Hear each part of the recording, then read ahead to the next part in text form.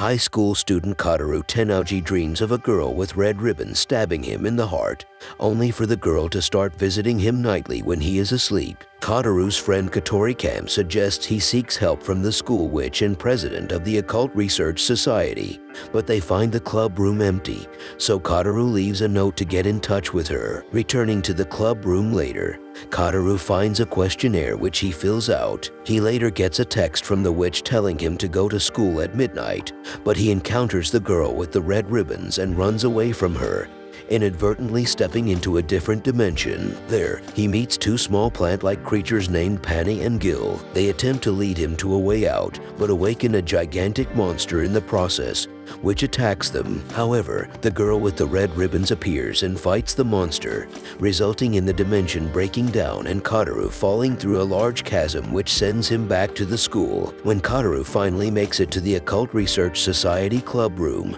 the witch is there to greet him. The witch introduces herself as Akane Senri, a third-year student. After telling her about the girl with the red ribbons, Akane gives Kotarou 3 shikigami to protect him from her, and Akane has him join the Occult Research Society in exchange. However, Akane is skeptical about his paranormal experiences, but if Kotarou is able to prove that paranormal phenomena exist, she agrees to his request to touch her breasts. To help him in his efforts, Kotarou gets Kotori to join the Occult Research Society. Also in the club is Chihaya Otori, a girl who recently transferred into Kotarou's class. Kotarou gets a younger student he knows named Saizuru Nakatsu on the disciplinary committee to help out with the Occult Research Society's club activities. As a result, Saizuru's friend and class representative of Kotarou's class, Lucia Kanohana, joins in their activities so as to keep watch over Saizuru and protect her from Kotarou, whom she dislikes. Kotarou meets Chihaya's butler, Sakuya Otori, who immediately dislikes him. The Occult Research Society searches for a Tsuchinoko reportedly spotted on campus, but it turns out to be a hoax. During lunch, Saizuru shows Kotarou that she wears an eye patch to cover her golden-colored right eye. While walking home that night, Kotarou sees the girl with the red ribbons being chased by a large dog. He uses his rewrite ability to make himself faster, but loses sight of them only to meet a menacing man who summons another large dog to chase after Kotarou. He glimpses a man killing the dog before passing out and later wakes up at a ramen stand thanks to 2 men who found him in the park. There, he meets Saizuru, who is a regular at the stand. Kotarou tells her what happened and even shows her a scar on his hand from the incident, but after taking his hand in hers, Saizuru points out that he does not have a scar. Kotarou tracks down Saujin Isaka, one of the men he met at the ramen stand who owns an antique shop. Isaka gives Kotarou some blurry photos of an unidentifiable animal, but Akane is not impressed by them. Kotarou buys Saizuru a CD, but since she does not own a CD player, he gives her his old MP3 player. The next day, the girl with the red ribbons shows up during school, but only Kotarou can see her. Saizuru takes Kotarou to see where her parents live, but they do not recognize her. Several years earlier, a fire destroyed Saizuru's home, but her parents survived. Saizuru displayed a remarkable healing ability, and her parents accepted a monetary offer to hand her over to a certain institution. However, when Saizuru returned a few days later, she found her parents fighting and accidentally erased several years' worth of her parents' memories. The next day at school, Chihaya and Lucia get in a fight over Chihaya criticizing Lucia for being too much of a clean freak. The Occult Research Society receives a tip about a supposedly cursed girl named Haruka Asahi, and Kotarou decides to investigate the urban legend. Shortly thereafter, odd things begin happening around Kotarou, such as glass that mysteriously shatters. Kotarou soon discovers that similar things have happened to others connected to Haruka and those who have investigated the urban legend before. Undeterred, Kotarou goes to the orphanage where Haruka once lived, but Lucia is there waiting for him. Kotarou realizes that Lucia is actually Haruka, and Lucia explains that she has the power to poison anything by touch and to break glass at a distance. Although Lucia had unknowingly poisoned Kotarou earlier, he uses his rewrite ability to immunize himself. Kotarou later learns from Lucia and a teacher Tauka Nishikuju that they and Saizuru are members of an organization called Guardian whose aim is to protect the world. To do so, they are in pursuit of someone known as the Key who could determine the fate of the world's survival. There is also an opposing organization called Gaia that are likewise looking for the Key. In exchange for keeping this a secret, Kotarou asks Lucia to make him lunch while wearing a maid's uniform. Lucia wears a maid's uniform as Kotarou requested. Much to her embarrassment, Lucia and Chihei apologize to each other, prompting Kotarou to suggest the club investigate some of Kazamatsuri's mysteries, but none of them end up as supernatural phenomena. Their next investigation involves uncovering a rainbow utopia in the woods, and Kotori brings along her extremely strong dog Chibai Moth for protection. Deep in the woods, they discover a polluted portion of the river covered in rainbow sludge, killing off and causing birth defects in animals. Shocked by their discovery, the members prepare to leave. On the way back, Kadeoru sees the girl with the red ribbons and chases her to a clearing, but he is suddenly struck by several violent visions involving himself and the girl. The other club members find him on his hands and knees, but the girl is now gone. That night, Akane and Kotarou talk about the adverse effect humans have on the environment, and Akane suggests the easiest way to solve the problem would be to exterminate humanity. The next morning on Sunday, and now from the newspaper club calls Kotarou and tells him she is going into the woods to investigate the rainbow swamp.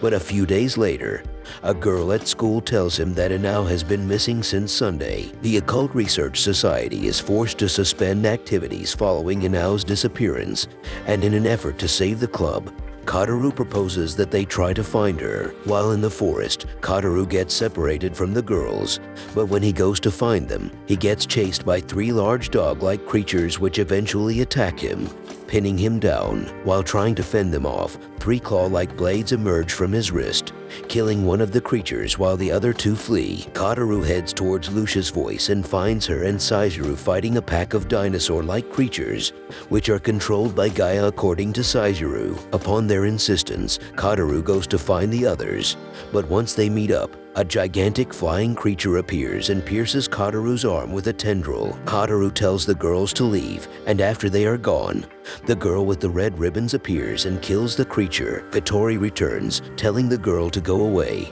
and takes Kotarou back to the others. It turns out that Akane and Chihei are members of Gaia, but Sakuya quickly appears and takes them away with him. The next day, Kotarou cannot get in touch with any of the girls. 3 days have passed and Kotarou still cannot get in touch with the other Occult Research Society members. Inao was found and hospitalized several days earlier, but she is now suffering from amnesia. The shock of the incident lead her and her family to move away from Kazamatsuri. Saizuru shows up at school to say goodbye to Kotarou before disappearing. The girl with the red ribbons comes to Kotarou's house and introduces herself as Kagari. However, she has amnesia and enlists his help to find herself. Kagari shows up at school the next day, but she draws unwanted attention. Kotarou later runs into Inao, who gives him a memory card. On it, he finds pictures of various creatures and hooded figures. Kotarou receives a text from Kotori, but she does not tell him that she is now living in the forest with some tree-like creatures. Meanwhile, Gaia continues their search of the key while Akane is being groomed to succeed Sakura Kashima as the group saint. Members of Guardian, including Saizuru and Lucia,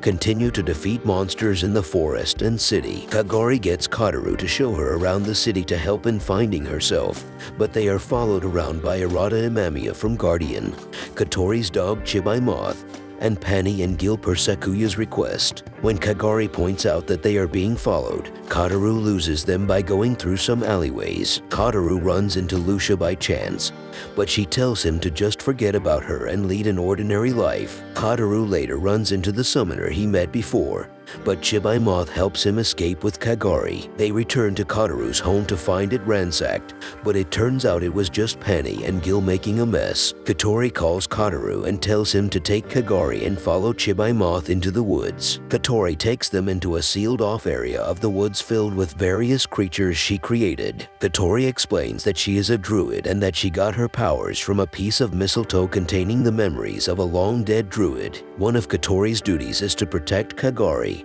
the key that Guardian and Gaia are both looking for. Meanwhile, both Guardian and Gaia are preparing for a confrontation during the Harvest Festa. Hani and Gil tell Sakuya where to find Kotori's secret base. Ordered by Akane to keep an eye on Kotarou, Sakuya breaks through the barrier into Kotori's secret base and begins training Kotarou per his request. Sakuya is knowledgeable of Kotarou's power, which will cause him to cease to be human if used too excessively. When they run out of supplies, Kotarou and Kagari go out to buy more while the Harvest Festa is in full swing. Afterwards, Sakuya takes them to see Akane, who says she will do what she can to help them while still in Gaia. Guardian discovers that Kotori has been seen in the forest lately, but when Saizuru attempts to leave to help Kotori and Kotarou, Lucia offers to go instead. Lucia runs into 3 Gaia members and manages to knock out 2 of them. However, while in the middle of her fight with the 3rd, a guy named Midu summons a lava-type monster named Fogo.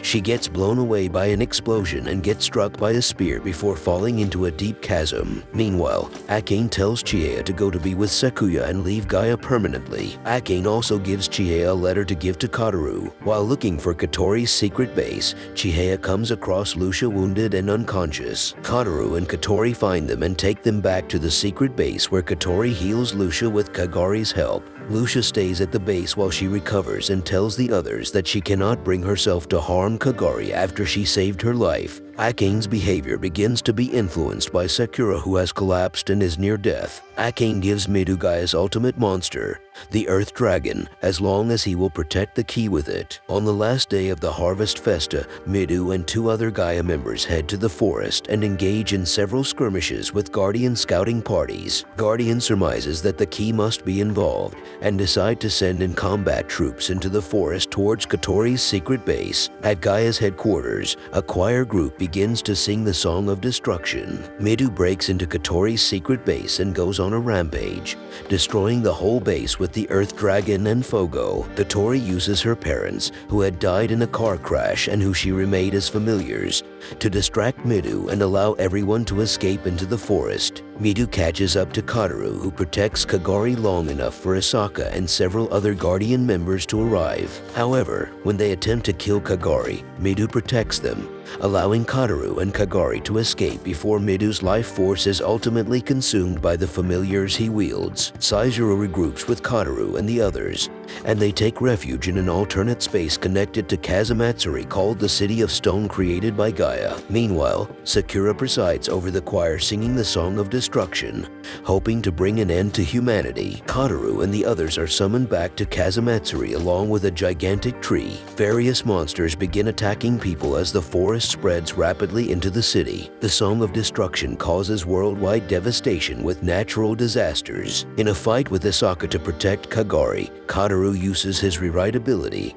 but Saizuru intercedes on a motorcycle, throwing her and Asaka off a building where they continue fighting. As a result of rewriting himself too much, Kotarou begins to cease being human. Kotori tells Kotarou that she found him injured in the forest when Kagari first appeared years ago, and Kagari had implanted one of her ribbons into Kotarou to save his life. The ribbon put too much of a burden on Kotarou, so in an effort to save his life, Kagari removes the ribbon and Pani and Gil sacrifice themselves for his sake. Akane becomes the new saint following Sakura's death as she ushers in the end of the world. The Song of Destruction begins again, which causes Kotarou to begin transforming into a tree-like creature as a large tree grows around Kagari. Kagari suggests that he kill her to save the world, but Kotarou cannot bring himself to do it. Kagari's salvation causes all humans to begin to disappear in glowing lights. The tree eventually envelopes both Kotarou and Kagari. Watch this next video. See you on the next one.